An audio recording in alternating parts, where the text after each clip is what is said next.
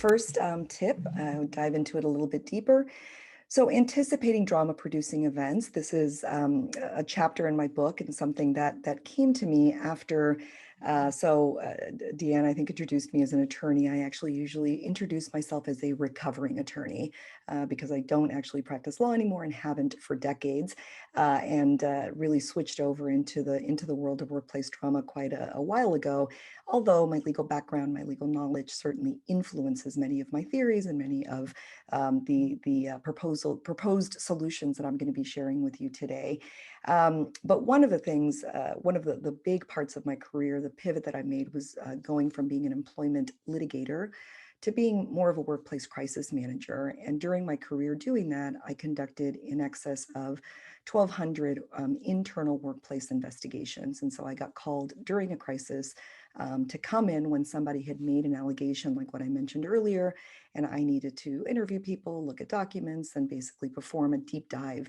And after doing 1,200 of them, I was not only tired because they are very, very emotional and impact people's lives in a very significant way, but I also, frankly, started getting a little bit bored.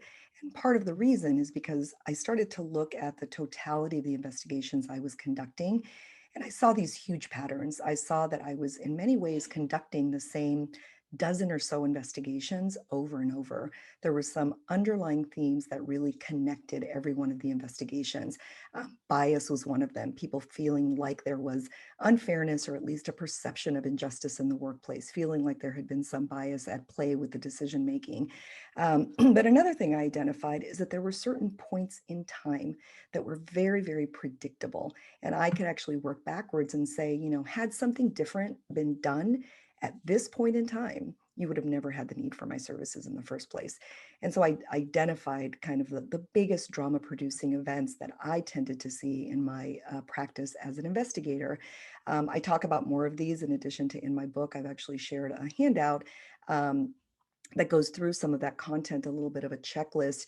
But I'm going to talk about just a couple of them. And I have in brackets actually one thing, but I want to mention two things because I'm not going to talk about them in great detail, but I think it's very important that we keep top of mind at least two realities of our current world that I know are also big drama producers, or at least have the potential. One is COVID, just people being concerned about their health, both physical and mental, with the realities of being, remote employees and how you keep people engaged.